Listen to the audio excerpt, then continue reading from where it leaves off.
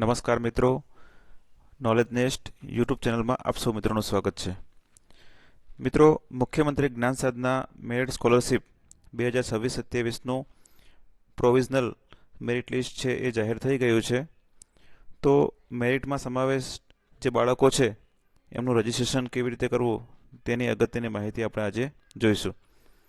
મિત્રો, મુખ્યમંત્રી Gyan Sadhana merit સ્કોલરશિપનું registration છે એ 8/5/2026થી 15/5/2026 સુધી પૂર્ણ કરવાનો રહેશે. મિત્રો, રજિસ્ટ્રેશનની જે પ્રક્રિયા છે એ જે વિદ્યાર્થી સરકારી શાળામાં અભ્યાસ પૂર્ણ કરેલ હોય એ વિદ્યાર્થીનું રજિસ્ટ્રેશન છે એ સરકારી શાળાના આચાર્યશ્રીનું જવાબદારી રહેશે અને એમને રજિસ્ટ્રેશન પૂર્ણ કરવાનું રહેશે. ખાનગી શાળામાં અભ્યાસ પૂર્ણ કરેલ હોય એ વિદ્યાર્થીઓનું રજિસ્ટ્રેશનની જવાબદારી છે એ વિદ્યાર્થી અથવા વાલીની રહેશે. તો મિત્રો, રજિસ્ટ્રેશન કેવી રીતે કરવું તે વિશેની અગત્યની માહિતી આપણે આજે જોઈશું. વિડીયોમાં અંત સુધી બન્યા રહેશો. જો વિડીયોને હજુ સુધી ચેનલને સબસ્ક્રાઇબ ના કરી હોય તો સબસ્ક્રાઇબ કરજો અને વિડીયો ગમે તો વિડીયોને લાઇક કરશો. મિત્રો, સૌપ્રથમ આપણે બ્રાઉઝરમાં gssy.goj.in વેબસાઇટ આપણે ઓપન કરીશું. આ વેબસાઇટ ઓપન કરીશું એટલે નીચે આપણને અહીં જ્ઞાન સાધના મેરિટ સ્કોલરશિપ યોજના આપણને જોવા મળશે. અહીંયા પહેલું જે ઓપ્શન છે વિદ્યાર્થી રજિસ્ટ્રેશન એપ્રુવર શાળા ડીપીઓ લોગિન 2026-27, આના ઉપર આપણે ક્લિક કરવાનું રહેશે. આના ઉપર ક્લિક કરીશું એટલે આપણને આ પ્રકારની સ્ક્રીન આપણને જોવા મળશે. અહીંયા આપણને બે ઓપ્શન જોવા મળે છે, રજિસ્ટર હિયર અને લોગિન. આપણે સૌપ્રથમ રજિસ્ટર હિયર ઉપર આપણે ક્લિક કરવાનું રહેશે. અહીંયા આપણે આચાર્યનો ટીચર કોડ અને ટીચર કોડ નાખવાનો રહેશે. ટીચર કોડ નાખીશું એટલે મોબાઈલ નંબર ઓટોમેટિક અહીંયા ડિસ્પ્લે થઈ જશે. ત્યારબાદ સેન્ડ ઓટીપી ઉપર આપણે ક્લિક કરવાનું રહેશે. એટલે રજિસ્ટર મોબાઈલ નંબર ઉપર આપણને ઓટીપી મળશે. એ ઓટીપી આપણે અહીંયા નાખવાનો રહેશે. ત્યારબાદ વેરીફાઈ એન્ડ લોગિન એના પર ક્લિક કરવાનું રહેશે. આટલું કરીશું એટલે આપણું શાળાનું લોગિન છે એ લોગિન થઈ જશે. અહીંયા તમારી શાળાના જેટલા વિદ્યાર્થીઓ મેરિટમાં આવેલા હશે એ વિદ્યાર્થીઓનો અહીંયા સંખ્યા આપણને જોવા મળશે. ટોટલ સ્ટુડન્ટ્સ અહીંયા મારી શાળાના 20 વિદ્યાર્થીઓ મેરિટમાં આવેલા છે. તો 20 વિદ્યાર્થીઓની લિસ્ટ આપણે અહીંથી જોઈ શકીશું. અહીંયા નીચે ડાઉનલોડનો ઓપ્શન છે. એ 20 વિદ્યાર્થીઓનો જે ડેટા છે એ આપણે એક્સેલ ફાઇલમાં અહીંથી આપણે ડાઉનલોડ કરી શકીએ છીએ. આ 20 વિદ્યાર્થીઓ છે અહીંયા પેન્ડિંગમાં બતાવે છે, પેન્ડિંગ સ્ટુડન્ટમાં છે. જેમ જેમ રજિસ્ટ્રેશન પૂર્ણ કરીશું ત્યારે અહીંયા રજિસ્ટર્ડ સ્ટુડન્ટમાં આપણને જોવા મળશે. હવે નીચે સ્ક્રોલ કરીશું એટલે નીચે વિદ્યાર્થીઓની યાદી, જે વિદ્યાર્થીઓ મેરિટમાં આવ્યા છે એ વિદ્યાર્થીઓની યાદી આપણને અહીંયા જોવા મળશે. તો આ વિદ્યાર્થીઓનું રજિસ્ટ્રેશન કેવી રીતે કરવું એ આપણે અહીંયા જોઈશું. તમે અહીંયા જોઈ શકો છો કે રજિસ્ટર્ડ પેન્ડિંગ 20 બતાવે છે અને કમ્પ્લીટેડ 0 બતાવે છે. એક વિદ્યાર્થીનું રજિસ્ટ્રેશનની જે પ્રક્રિયા છે એ આપણે જોઈએ.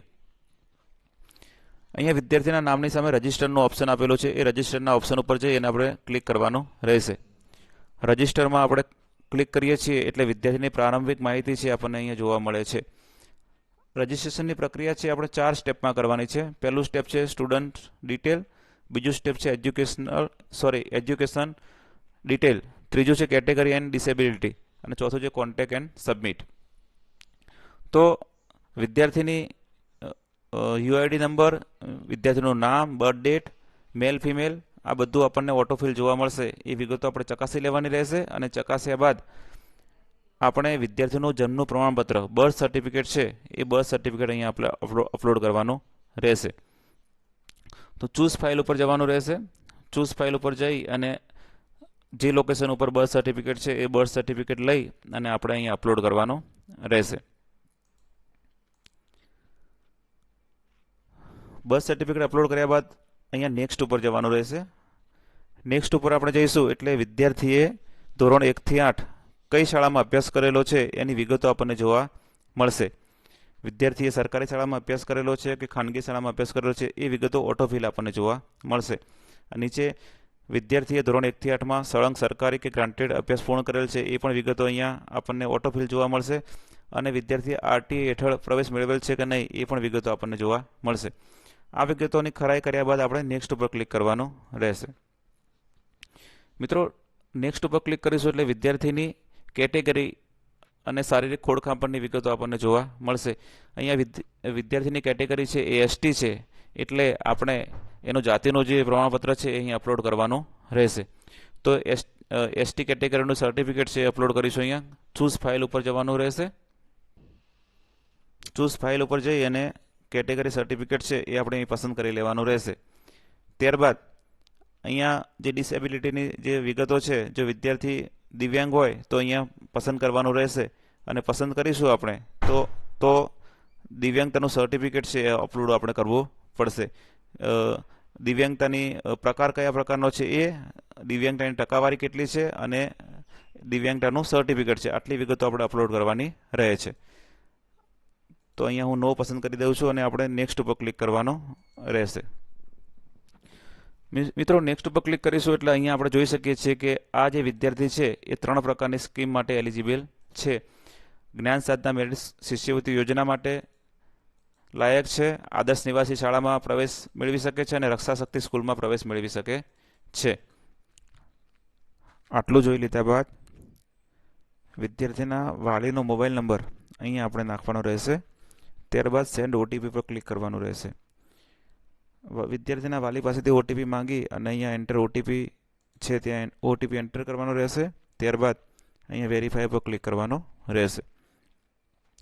ત્યારબાદ સેટ પાસવર્ડ ઉપર જઈ અને આપણે યોગ્ય પાસવર્ડ પસંદ કરી અને 2 વાર અહીંયા પાસવર્ડ આપણે નાખવાનો રહેશે.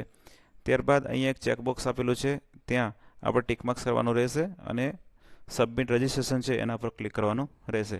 મિત્રો આટલું કરીશું એટલે એક વિદ્યાર્થીનું રજિસ્ટ્રેશન છે એ પૂર્ણ થઈ જશે. આ રીતે મિત્રો તમામ વિદ્યાર્થીઓનું રજિસ્ટ્રેશન પૂર્ણ કરવાનું રહેશે. પહેલાં વિદ્યાર્થીની જે વિગતો છે, જન્મનું સર્ટિફિકેટ છે, જાતિનો દાખલો છે અને દિવ્યાંગતાનું પ્રમાણપત્ર છે, આ 3 વિગતોની PDF ફાઇલ મંગાવ્યા બાદ રજિસ્ટ્રેશનની પ્રક્રિયા છે આપણે ચાલુ